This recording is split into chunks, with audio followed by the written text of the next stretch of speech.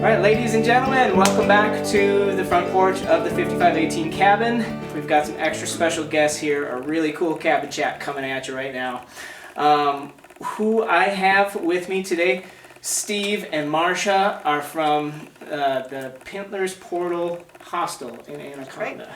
Right. Yes, this is a brand new business in Anaconda, not even quite up and running yet, but you guys are working your tails off. Mm-hmm. So this will be kind of a cool cabin chat to figure out how we got this up and running, where this idea came from, find out how hard they're actually working every day to get this thing rolling, a lot of behind the scenes of getting a business up and running. So I'm pretty psyched to have you guys here. Thanks so much for coming. Thank you, Tom. Thank you. Yeah, welcome to the front porch. Yeah.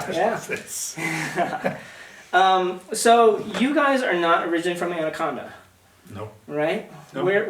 What do you hail as home? How does? Well, we're both from Idaho. I grew up in central Idaho in the Cascade-McCall area, and Steve grew up at the base of the Teton Mountains. Yeah, Idaho side of the Teton Mountains. That's hideous. It sounds hideous. It is. Yeah, it's got fishing almost as good as this area, and hunting.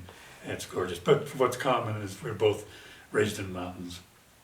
So from Idaho to Anaconda, Montana, how does that story go? That's a good story. So Steve for years has been interested in moving to Montana, and we competed on some of our horse stuff in Montana, and I've always really loved it. But our daughter Vanessa and her husband Joe ended up moving to Anaconda. Joe got a job at the hospital. Vanessa was able to work from wherever, and so they moved in February of math, it's hard. 2017. And so we came to visit them in their new location, and Joe was showing us around Anaconda, and I was Googling stuff on the phone, and I said, hey, this property just popped up, let's go take a look. And he drove up, and no one was there, and he stopped the truck, and we just went, oh, this is really cool. And it's not that it's all that big and all that's fancy, it just resonates with us and with our background and with the mountains and the horses and everything that we did. And so we were kind of intrigued by that. But then we went away, and then a couple months later we're coming back through Anaconda from a show in Buffalo, and asked Vanessa to arrange to have a realtor show us that house. And so she did, and we went, oh, this is really cool. And I said to Steve, I could probably make this move if I could take the horses south in the winter. He goes, you do whatever you want. And then about a month later, we both have offices in our home. We run consulting firms, and Steve walks down the hall and said, the realtor called and said, there's an offer coming in. Do you want to make an offer on that house? And we looked at each other and went, yeah, let's make an offer. So we made an offer, and a day later he walks down the hall and said, Marsha, they accepted our offer. And I went, does this mean we're moving to Anaconda?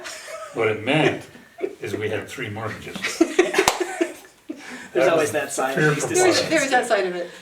Problem easily solved, because then I called my realtor, and they came and took these pictures and started to list the house, and then they called me back and said, we'll buy your house.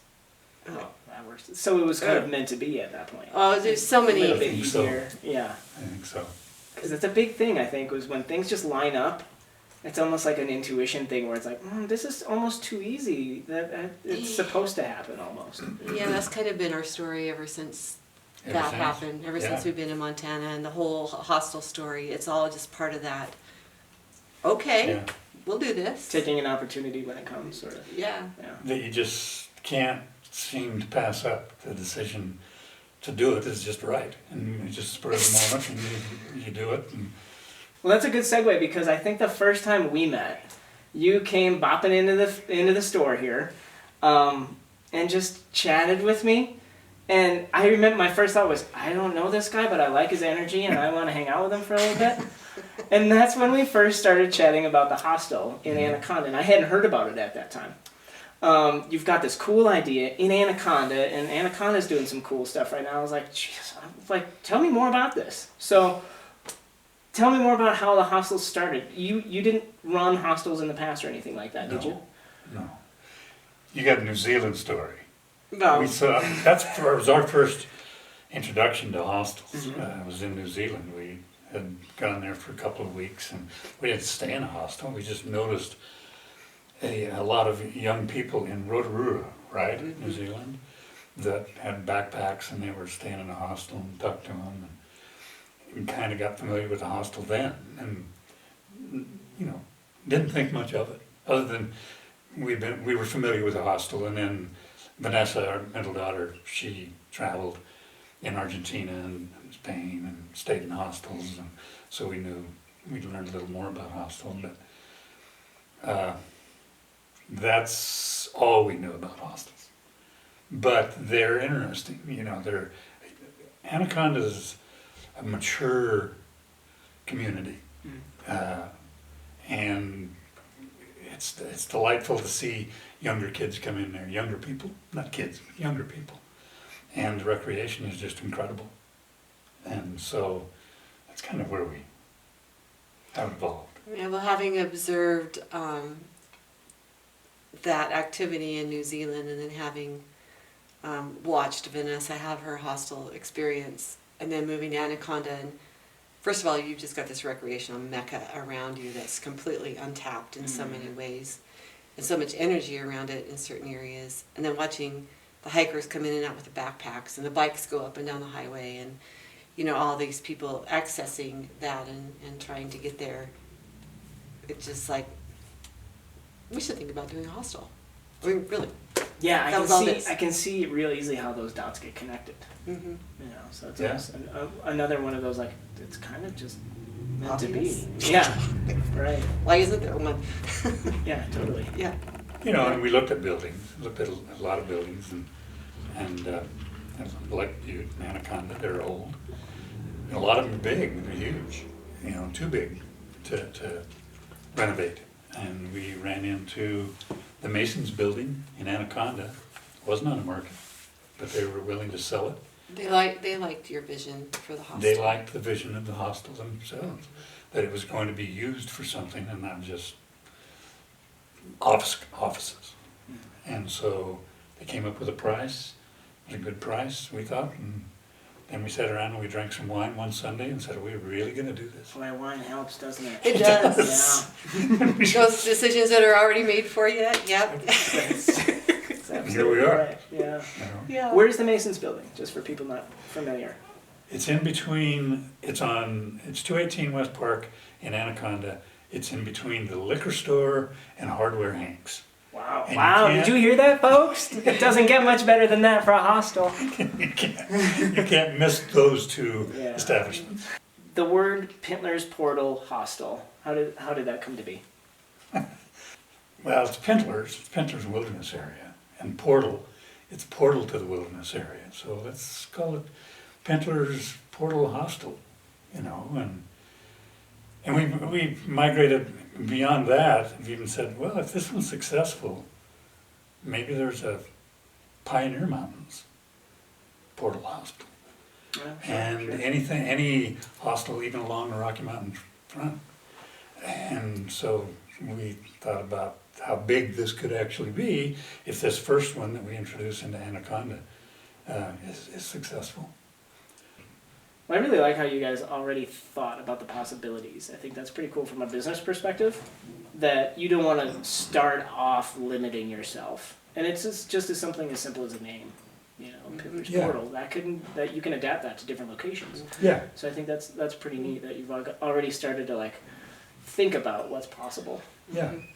You guys have already, it sounds like you've done some due diligence on the front end of this. Can you talk a little bit about how you developed your logo, your color scheme, kind of your whole identity set?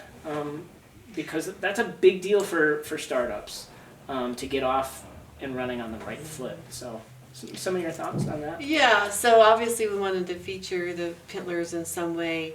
There are a lot of logos with mountains in the background, lots and lots, and but still that's what we're about. But we did design a new facade that had the gable and the big heavy wood beams and all of that. When you think about connecting the portal to the Pintlers, just creating that line with the mountains beyond, and just seemed to bring the whole thing together. And the colors were about being earthy and trying to bring a little of the coppery tone into it too, just because of where we are in Montana and how big that is. And so that was really the thinking about the logo is, yeah, we'll move, we're going to use the mountains, but we're going to do it in a way that's unique to us and represents that whole portal concept. You know, a ship would have a round window or something. And so this is our portal specific to our building. Cool. And that's where that came from. And one of the things that I talk to a lot of other people about and clients is the perception. So the perception of outsiders of your business, and you guys get to control that where you are kind of in the grand continuum of this business. Can you give any advice to people about how what you're doing now can lead to how people see you and see your business? I think that at the base we just value that recreational experience, and we're just trying to emulate that in everything that we do and just have a lot of integrity around that. And so I think it's that integrity that we want to pass on in terms of what we offer and the kind of experience that we want to help support. Beyond that, I'm not sure. Well, I think this is not just a place to stay. We wanted to make this, 2 points here. We wanted to make this not only a place to stay, but a destination. So there are things within the hostel that are far beyond just a bed. We've tried to make the lounge, we put a lot of our energy and a lot of our resources into the lounge so that it's comforting as soon as they walk in the door.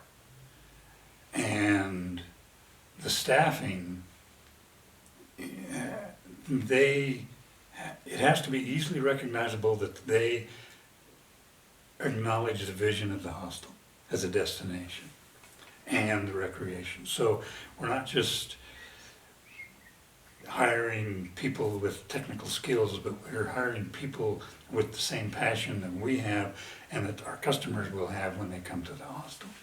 Because if they're not happy, they're going to translate, the customers are going to translate that into they're not satisfied. So. Yeah, and I don't know that this is a direct response to your question, but it's really about the whole experience. And you know, hostels are about community, and that whole outdoor recreational experience, and so it's supporting that whole package, and in referring to the staff, having staff who, that's what they're all about too. Yeah. You know, and our doors are pretty much always open to everybody because we're just always working in there. Right.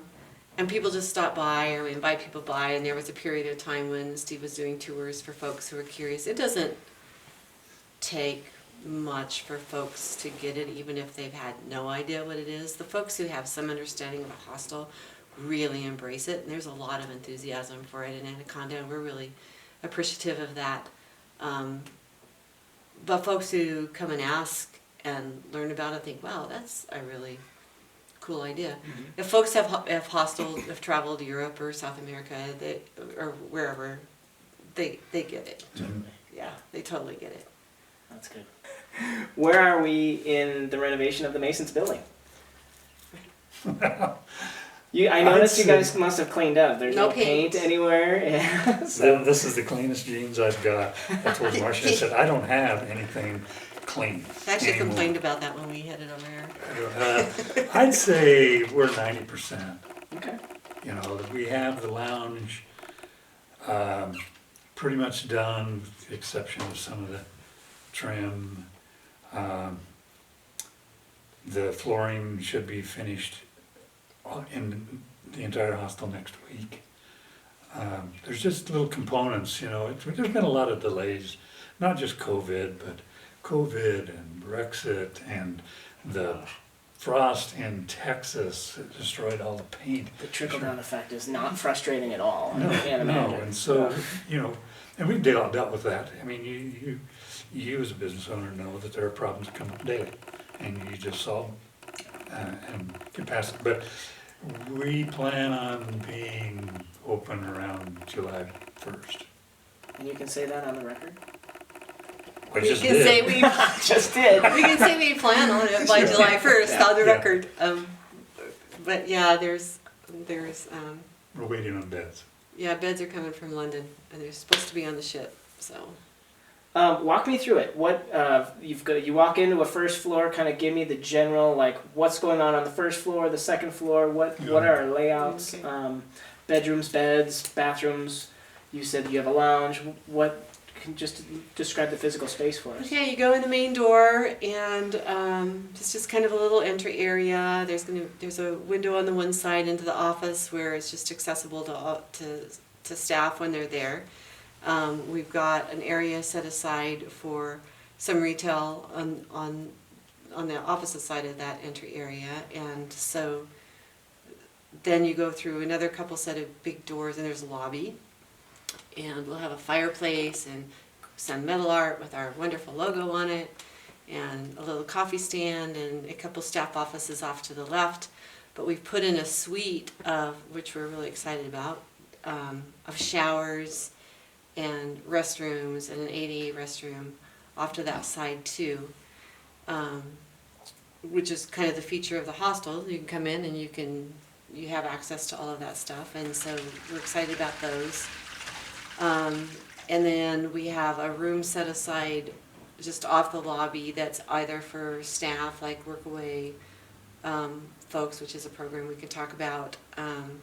It also functions as an ADA room, so we have all this accessible stuff in that area. And then you go down, and we've got 10 rooms behind down the hallway, and they're going to be full of bunks. The smallest rooms have a triple bunks. There's 4 rooms with triple bunks in them. There's 4 rooms with double bunks in them. Two double bunks. Yeah, 2 double bunks, and then there's a room with 3 double bunks. So 40 beds in total.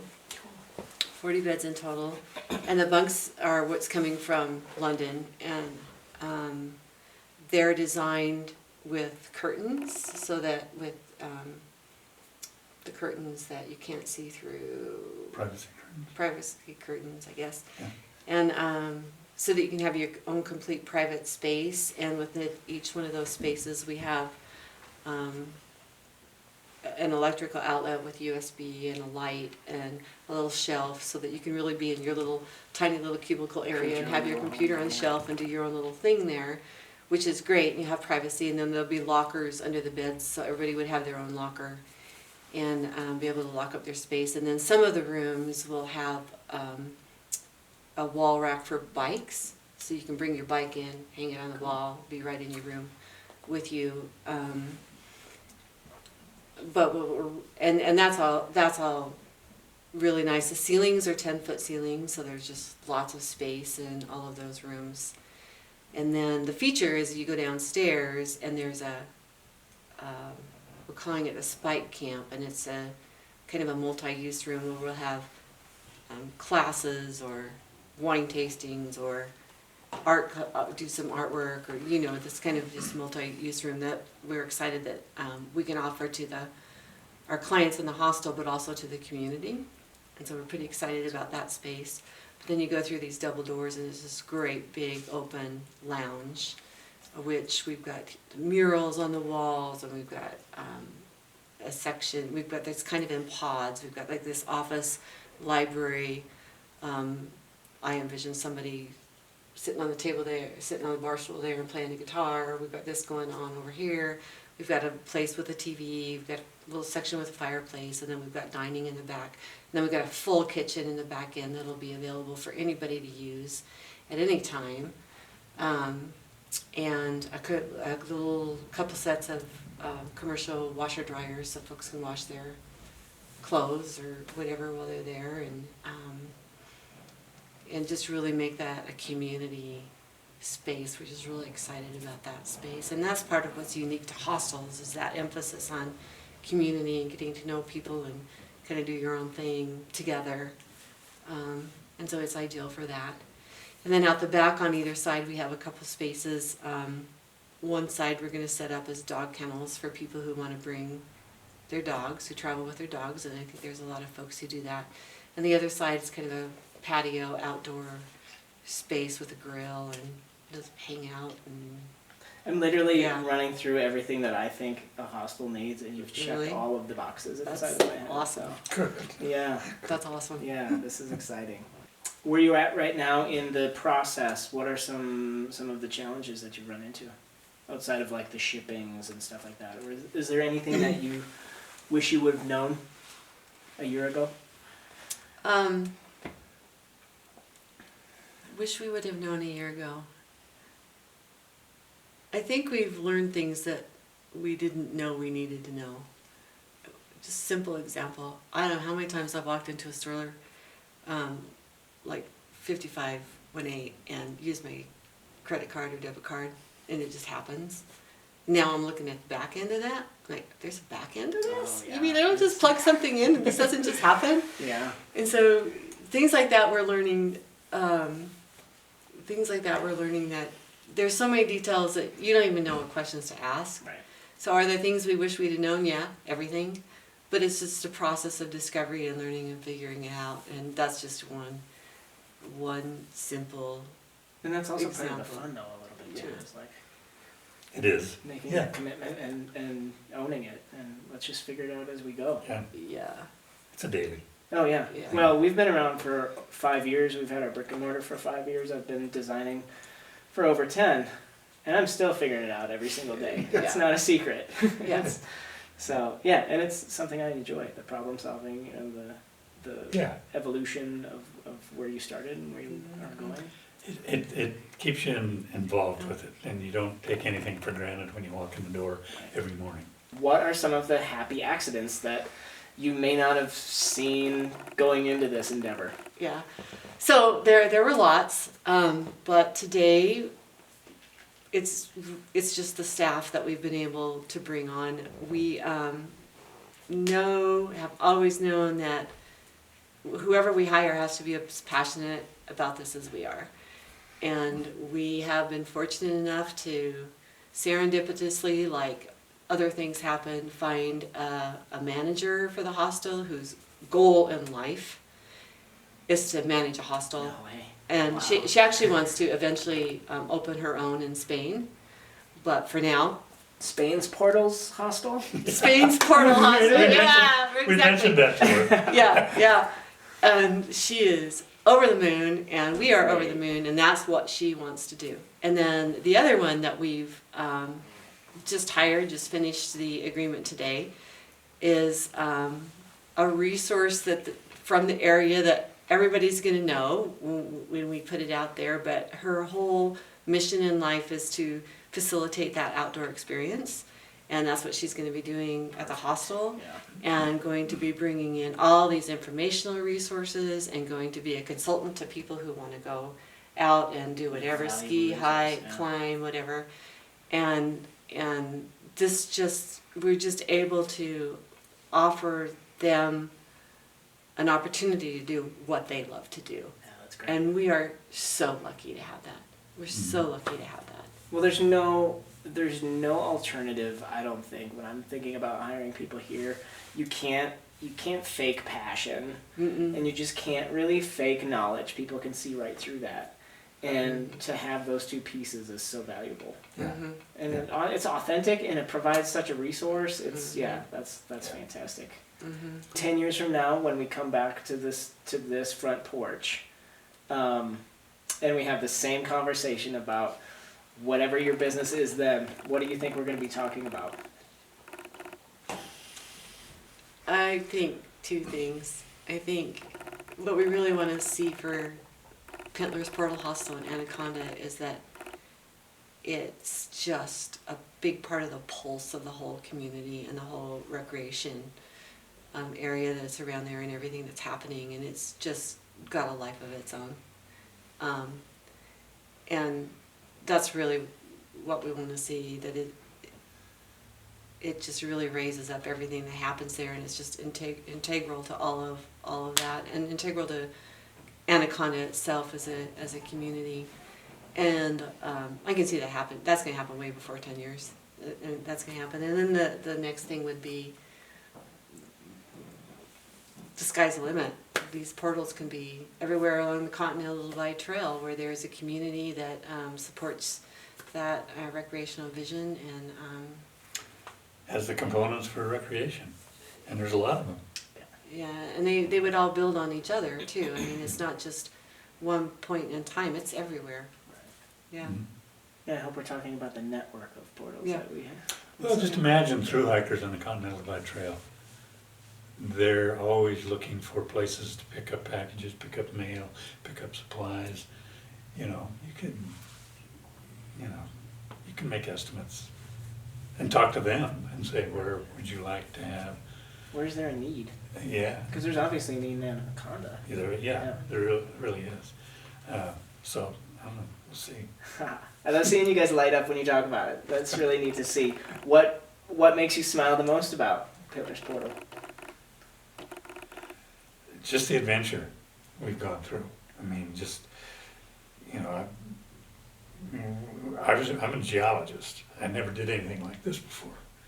I had worked in Montana in the Pioneers and in the Flint Range, but I'd never done anything like this. And Marsha hadn't either. And it's just an adventure a day. And that's fun. It keeps you alert, you know, keep you on your toes. And, you know, you can't fail. So. Keeps you young and energetic. Yeah, and the clients will help keep us younger than we actually are too, and that's appealing. Yeah. I mean, you know, if you have a dream of a hostel is to walk down the line in a lounge and see it full, and people sharing their stories of the day. Yeah. So I think there's the whole hostel piece and facilitating that outdoor experience and creating that. But there's been another side of this that I think is really important, and that's Anaconda.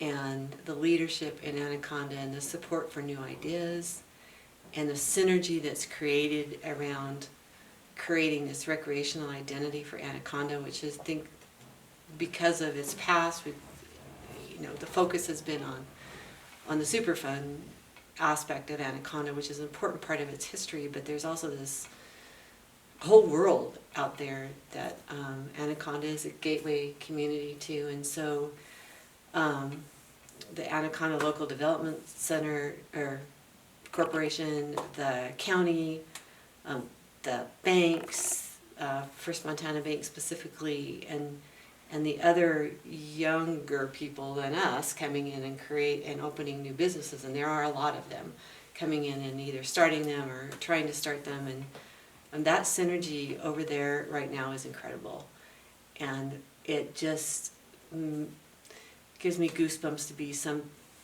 a part of something that has just got so much momentum, and it's just growing exponentially on its own, and you can just feel it. You can just feel it in that town. Right. And that's exciting. I think the last and the most important question is, it wouldn't be a true 5518 cabin chat if we didn't share what your drink choice is for the night. Yeah, looks like you've done some work over there. Empty. I went with a red beer tonight. I had Real Hefeweizen. simple. Hefeweizen? Yeah, I like wheat beers. Yeah. Right. I had a vodka and soda. Gets us- Emphasis on the soda. Well, thanks so much for coming, guys. You're Thank awesome. you. Thank you. I'm glad that we very wonderful. met that one strange day in the store, and it's been a pleasure. The tour that you guys gave to me over there was really fun just to see you, and now it's actually cool to hear some of your vision and motivation behind it all. So, good job. Well, you've got an awfully good and relevant business here too, and that's why I came over. Thank you. It's very supportive of everything that I think the whole area is trying to do and lacks in a lot of sense. Right. So, thank you. Well, thanks for being a part of it. You bet. Thank you. Yeah. Thank you, John. All right. Thank you, everybody. Once again, share your website or contact information with everybody. How can people reach you? or The find- website is pintlersportal.com. It's not live yet. Okay. We're waiting for the final round of pictures to go on there. Facebook, Instagram, both, yeah. And that's very active. It's very active. We got stuff going out on that Perfect. relatively regularly. Yeah, So, that's yeah. a good way to get the word out. Yeah. All right, so everybody check them out. Pintler's Portal over in Anaconda. They'll be opening up, and we heard it tonight, July 1st. But stay tuned. There's really cool stuff going on over there. Yeah, thanks again for coming. Thank you. And thanks for joining us on the front porch. We'll see you soon. Cheers.